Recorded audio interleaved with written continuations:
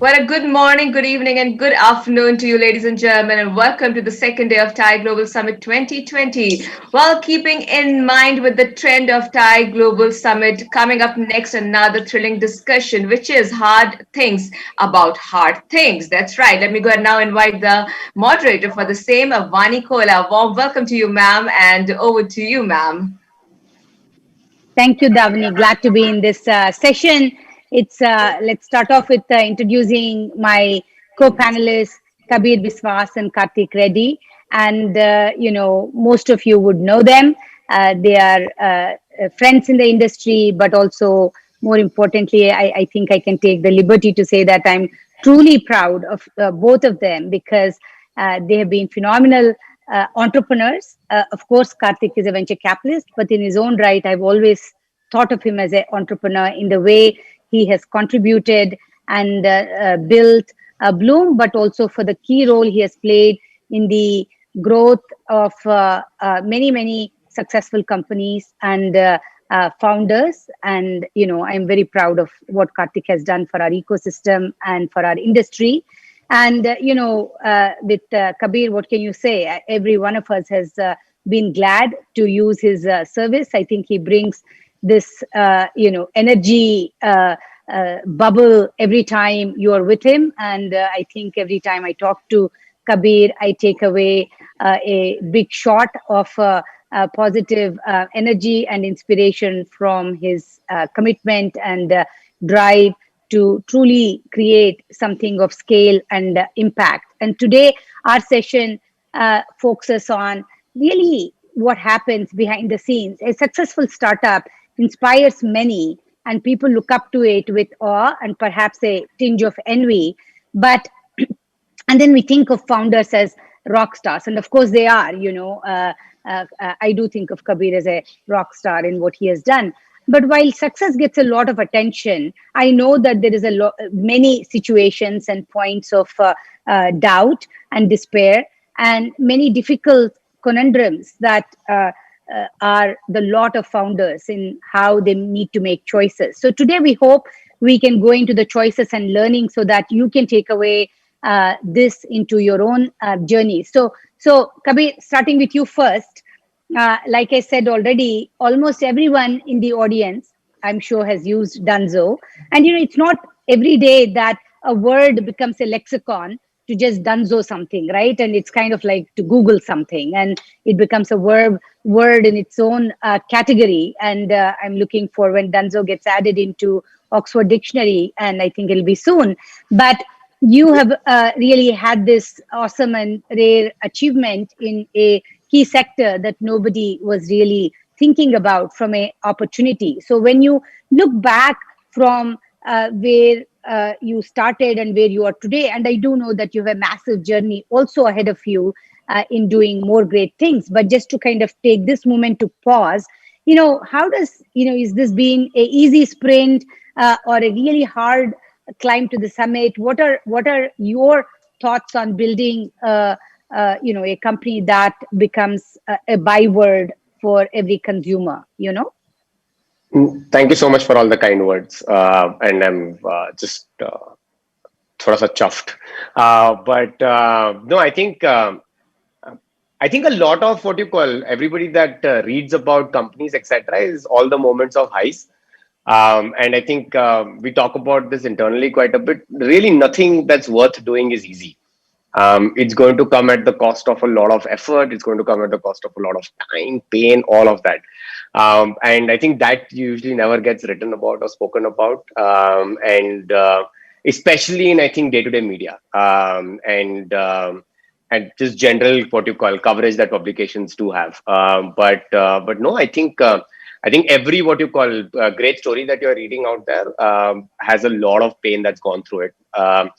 Nothing was easy at any point of time. I think my favorite story on this really was when you become slightly bigger, right, and you start getting some scale, and then you start meeting people who have actually seen mega scale at a global level, right, for similar businesses. And when they explain to you as to how those businesses have gone through really difficult times, you really start appreciating the fact that, oh, Ours is okay. It's fairly manageable, right? And that really helps. And then there are great examples within India also where the same things played out. So nothing really worth doing has ever been easy. Nothing worth doing has ever been easy. And I want people to keep remembering that when you feel that moment of doubt. But talking about doubt, Karthik, you more than anyone in our industry start with the founders on day one. So you really sort of see them before they are on the cover of anything, right? So inevitably you see kind of the doubt and the low points because of the point at which you start on the journey with them. So, two questions for you really on that. Sure. One, when you face that, first of all, do you face that doubt and questions in sort of the work you do? And when you do, what's your personal mantra on how you handle that? But turning to founders, because you have seen many founders in that situation, which is inevitable, what is your advice and guidance to founders on what to do in those moments? So, thanks for the introduction, Vani. It's always a pleasure to be introduced as an entrepreneur first and then venture capitalist. So, it's exactly 10 years into that journey. So, I found it, full of self doubt, not just once or twice, because, I haven't seen the end state outcomes as yet, right? And I'll be honest, we built a great brand and a great journey, but, as I'm reminded by the wife every week, where's the money? And if there's no money in my bank account, that means I haven't done well enough for my investors yet. So I think it's a few years away, right? And so there is that doubt. And when you keep on the back of that raising more capital, deploying more capital, you're actually creating even more of a sense of responsibility. So it's a unique business where, however entrepreneurial you are, the sense of fiduciary responsibility that you have for investors' money is kind of an overwhelming burden to have on your shoulders. So I think you always want to be conscious of, this balance of what you're doing for the founders, but also balancing out what the commitment and the promise you made to the investors, which is to return spades of it back to them, right? Not just the money that you took back. So in that sense, there is that sense of questioning, and I think what we've done well in some sense has been clever and learned on the back of our founders, to be honest. I think that's what the best VCs do. We pattern match and we learn the best practices that our founders teach us. Because you pick a portfolio and you really don't know. I wish anybody knew or improved on this ratio. But through the history of venture capital, it's only 4 or 5 of them which actually make it big. But there are learnings in both the losses and the gains, and the so-called failures. As long as you pick the right people, I think every journey becomes memorable, and the lessons are as much from the failures as they are from the wins. So we try to learn, and then what we are effectively doing, as I said, is translating that for some young founder who's starting with a T-3, T-4 handicap, and who has never done it before. So essentially, you're trying to teach them that what they managed to pull off you, which is a small check, is hardly the scale of problem that will confront them going forward. And it is very difficult if you plan your entire entrepreneurial journey trying to be reactive to what the market throws at you. And it's a huge challenge because the best founders have to actually be proactive to foresee what will happen 3 years from now, 4 years from now. Not just in the industry, not just in competition, not just in capital needs, but even to themselves. I don't think a lot of founders we think will turn out great actually scale up to become better leaders as the scale of the opportunity grows. And so you realize, shit, we didn't anticipate how these people will be at when the company goes from 0 to 1 and 1 to 4 and 1 to 5. And that's, I think, when journeys end. And it's not a bad thing. It's just like it wasn't a unicorn. That doesn't mean it was a bad journey. It's just that I think everyone should know the limitations of that journey. Or if you really picked well and your founder is somebody who listens to you, then your job is to encourage them to be proactive, to see if they can become, if they thought in their mind they were a step 4 founder, then can you make them a step 6? If they thought they were good enough for 5, can you make them like a step 10? And I think that's when the best publicly listed glorious companies get formed. And so I think we're on the verge of seeing a lot of them in India. I think we're going to be proud of the ecosystem we built. But the next decade is when all of those will come to the forefront, is my take. Absolutely. I think the next decade is definitely one to watch. And Kabir, whenever I see you, I feel like he's unstoppable. So I don't know if you have difficult moments, and if when you do, whether you go zen or whether you sort of immediately call your management meeting. What do you do when you're faced with a difficult moment? Who do you call?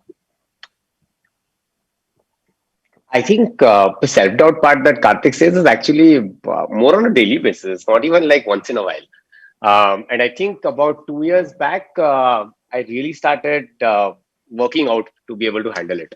Um, so, uh, so generally, what you call running as well as cycling are the two places where I think I've realized that there's no point in trying to go ahead and take that much amount of anxiety without structure to anybody.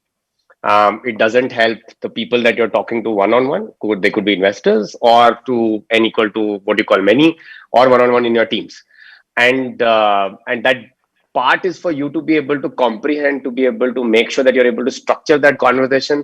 Otherwise, what are you really doing? You're just going ahead and taking that anxiety and asking more people to be anxious with you. So no, I've just now started cycling 2000 kilometers a year. It really helps with anxiety, I promise you. I assume Don't it try to creates more separate. anxiety on the Indian road, at least for me. But it's fantastic that you've made such a big mission of, fitness to fit into how you handle the day-to-day Yeah. stress. But that's an activity. Who do you call for advice?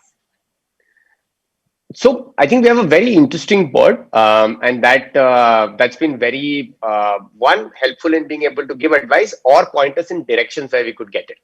Right. One big thing about it is it's an extremely global board. So we actually have Google as one of our biggest investors. We have Sid from Lightbox. We have Karthik from Bloom. We have Karthik from Lightstone. And Vedhi from that team.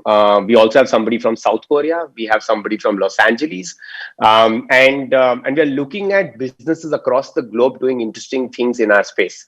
And I think it's important to reach out to the right person for the specific problem statement that we're trying to solve.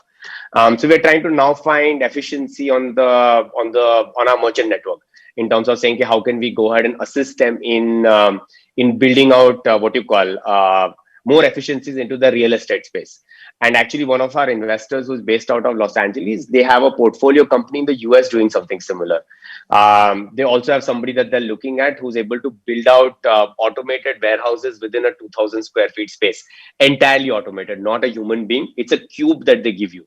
And that cube is automated entirely while stocking as well as shipping. And so they were great people to actually reach out to and have a conversation about something like this. Karthik's a great person to talk to about how do we go ahead and deal with the Indian ecosystem, because he sees it very closely. He sees it from grow what you call from seed to maturity, and has been doing this for about 10 years. Sid's great in terms of trying to understand various other things in terms about teams, fundraising, all of those things that he's great at.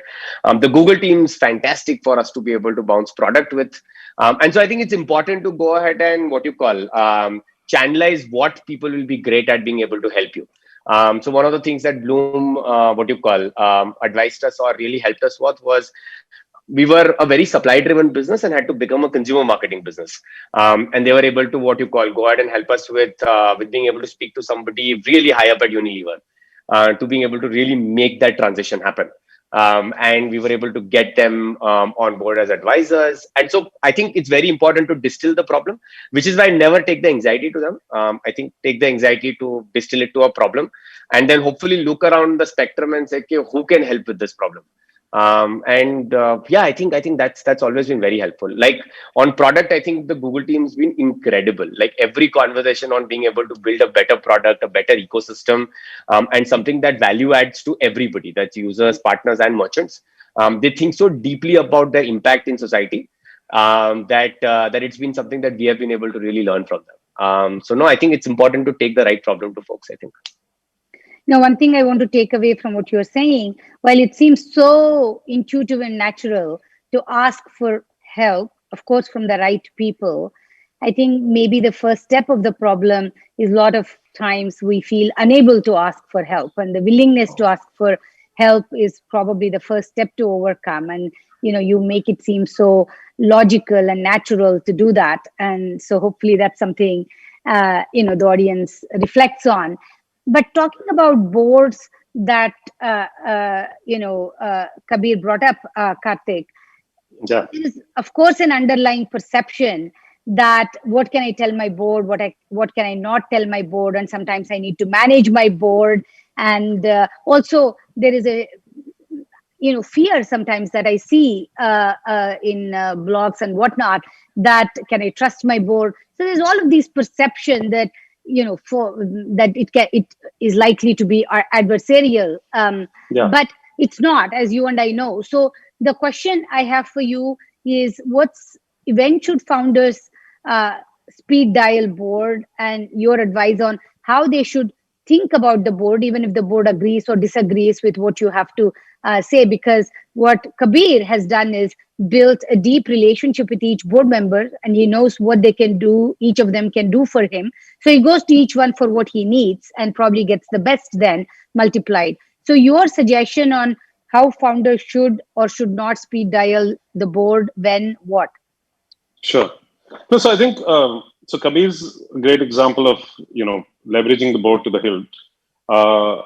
He has a far more diverse, complex yet diverse board, which may actually not be the peak complexity. I think peak complexity is when you have a lot of different financial investors, almost sort of equally balanced in a board, right? And so I think boards are, for better or worse, manifestation of two things, right? Founder personalities, and then the firm slash partners cultures all coming together in one form.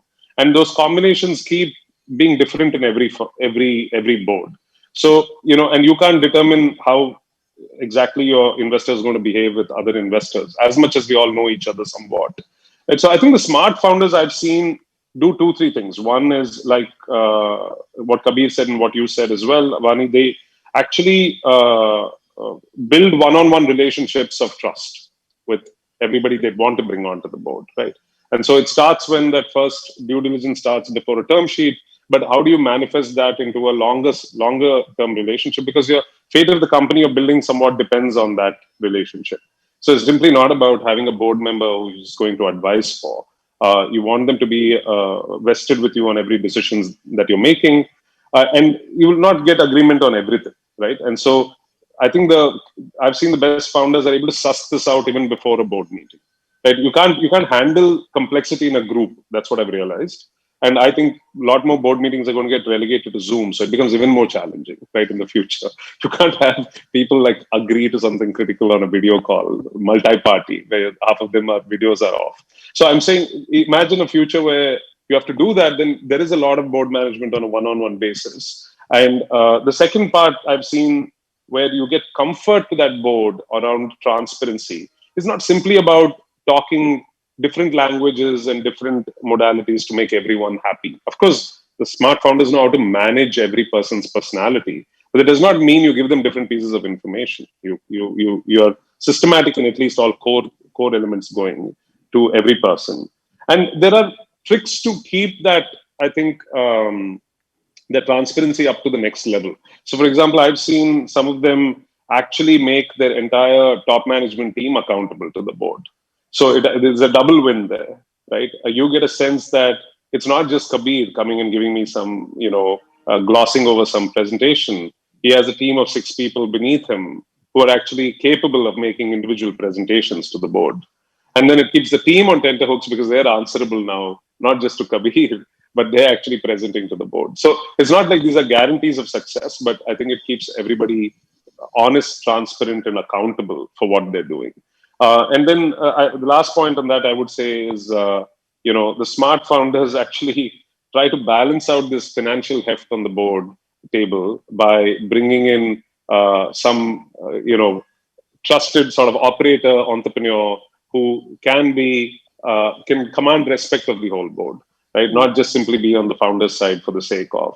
And it's not common. I think it's difficult because not we don't have that many people at that scale who have the heft and the experience. But I'm beginning to see it happen more. And to your punchline question, I have a different view on in what circumstance should the board be on a founder's speed dial. I feel like always. Right? So I'm a I've said this about Gaurav at an academy. Kabir tries to do it, but not as much.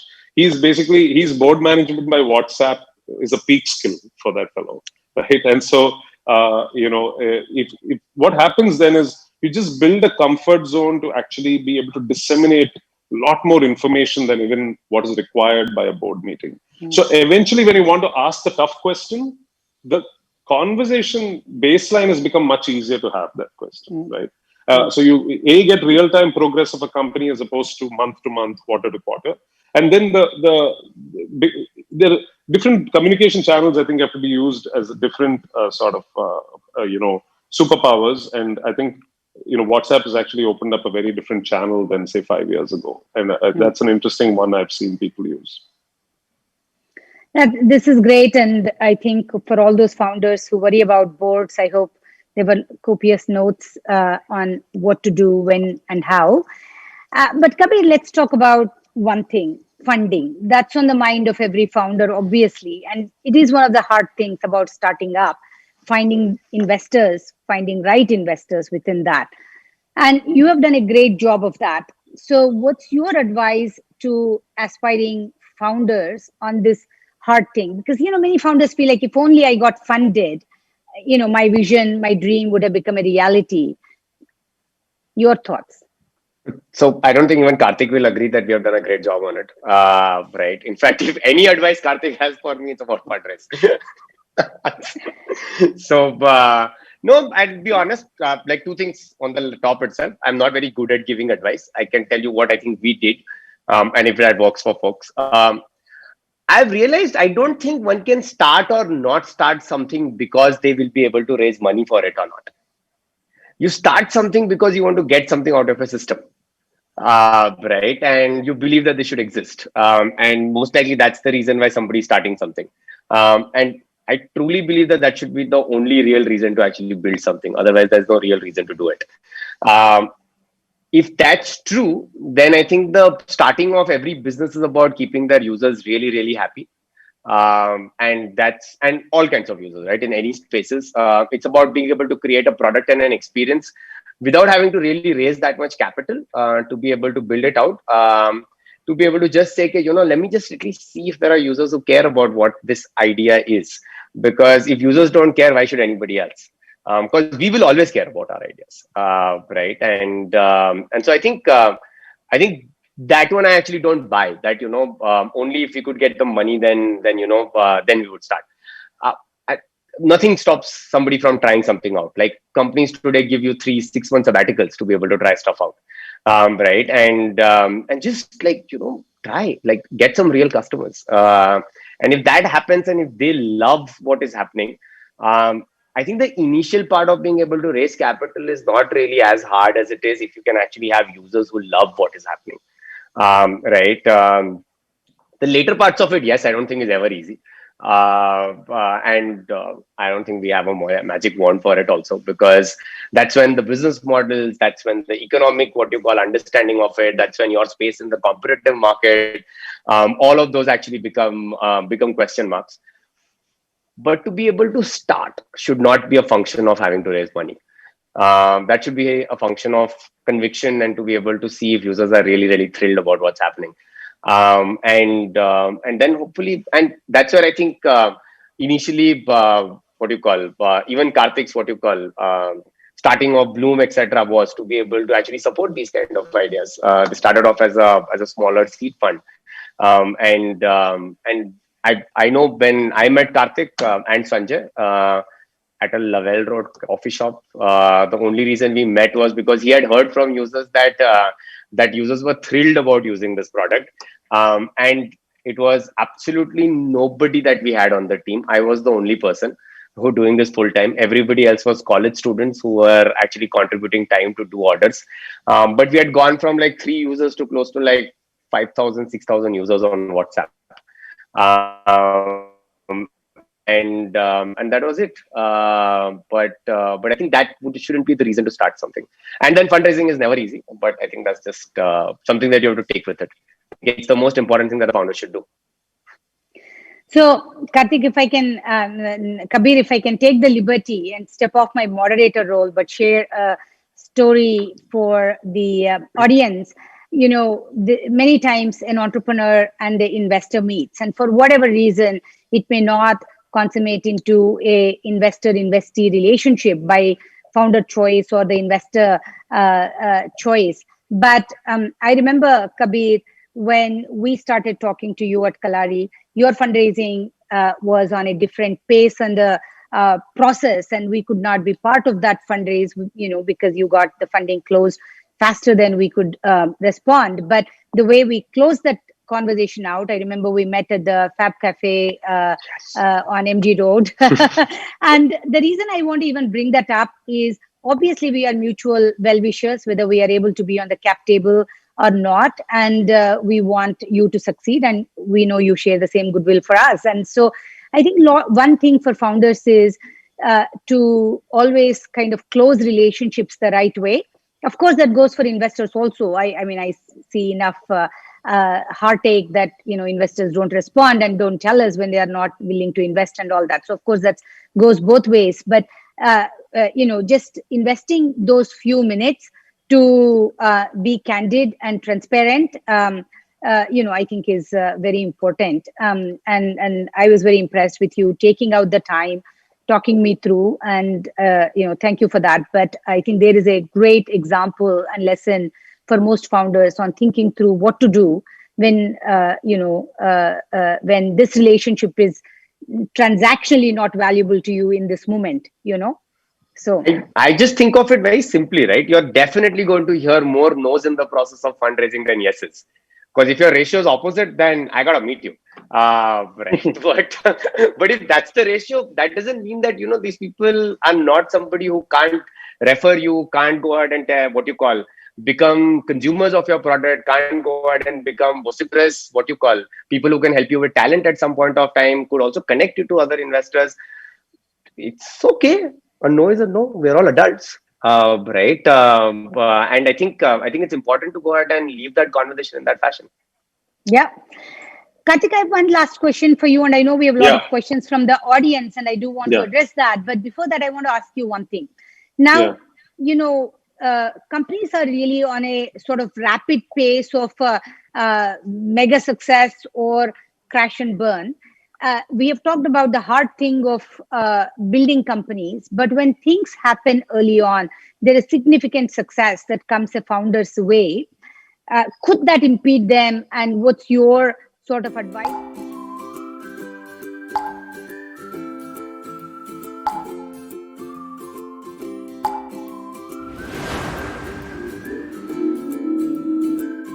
Sort of advice to companies and founders when it seems like everything is storybook? I feel like it's a very good question, Rani. So it's so difficult to um, give a perfect answer that a founder can take away. So I'll try to abstract it out to the simplest thing, which is I think if they're seeing success early, uh, I think it's because the stars are aligned better in some sense, and they shouldn't attribute it necessarily to that being easily sort of scalable when you add a zero on the logarithmic scale in some sense, or in terms of the scale of the business that you start building. The challenges then compound if you've not been proactive in how to address them. So it should actually spur you to be ahead of the curve in terms of how you learn about various things, right?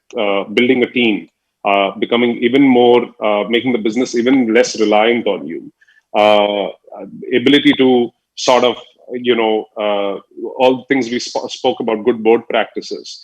And so people trivialize. So the ones you're talking about get lucky in terms of getting the capital to go from 0 to 1, suddenly get the right breaks and going from 1 to 10, and then they assume the 10 to 1,000 journey is as simple, whereas it's not.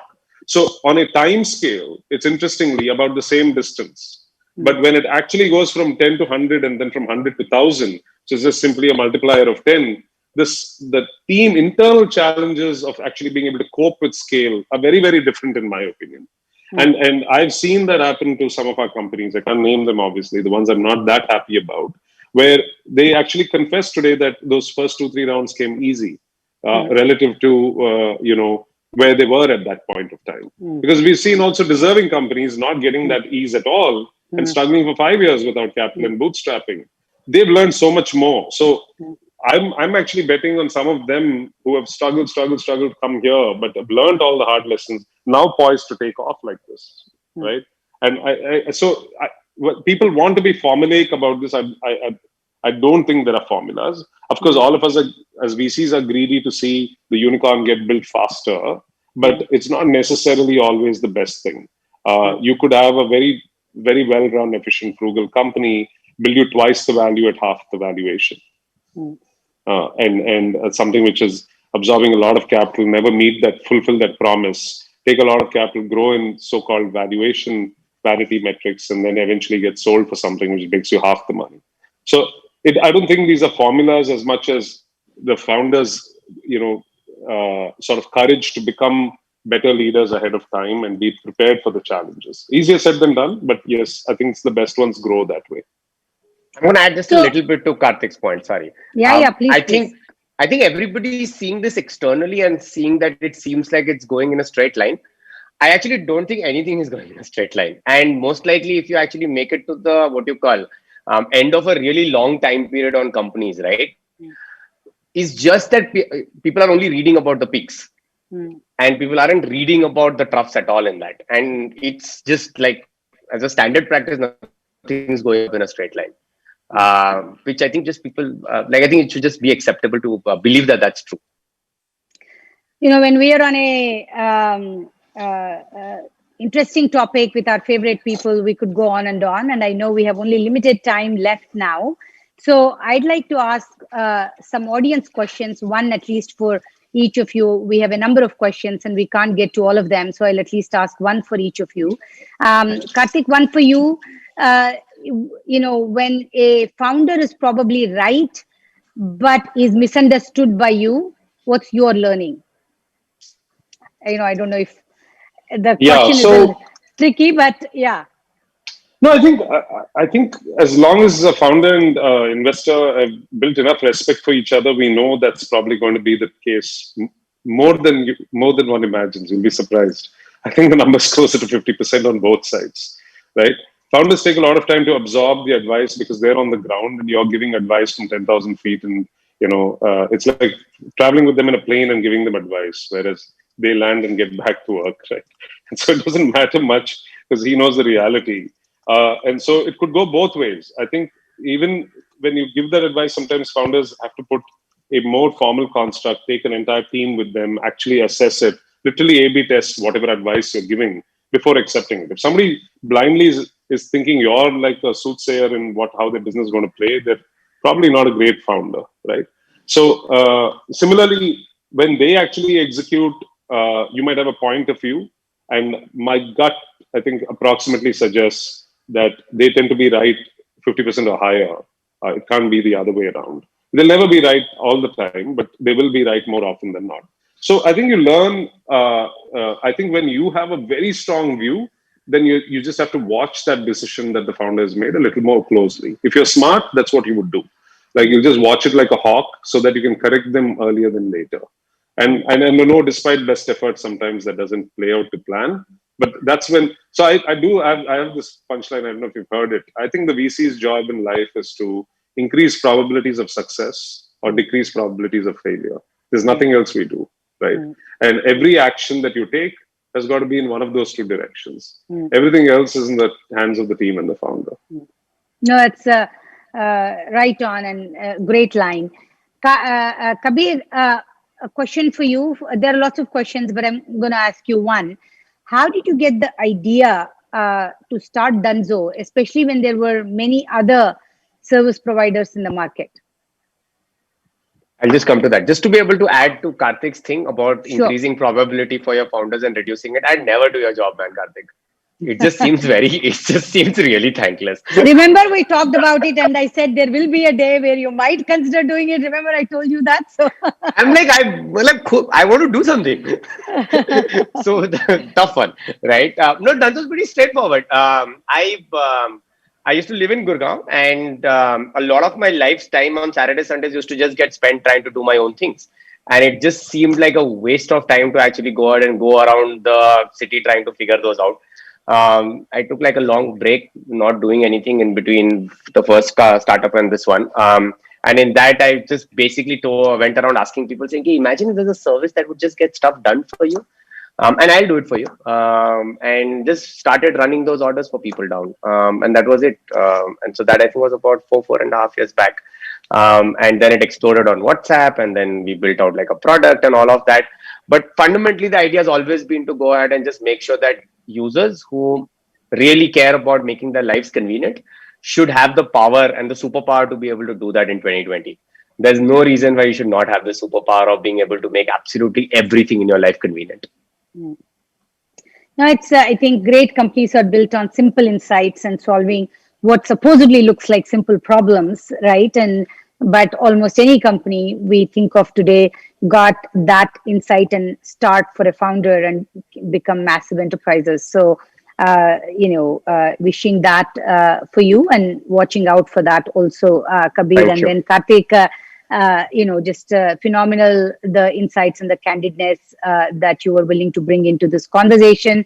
It's been, of course, my privilege to sort of sit, listen, and be able to share this time and moment with you. Thank you so much. And for everyone on the this TIE Global Summit, I think TIE is doing a phenomenal work selflessly in supporting entrepreneurs to reach their full potential and destiny. So, and part of this pay forward by Karthik and Kabir is in quest of that. So, wishing everyone the best. And Kabir, Karthik, thank you so much for taking out time today to do this.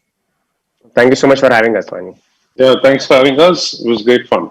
Always fun to be with Kabir on a panel.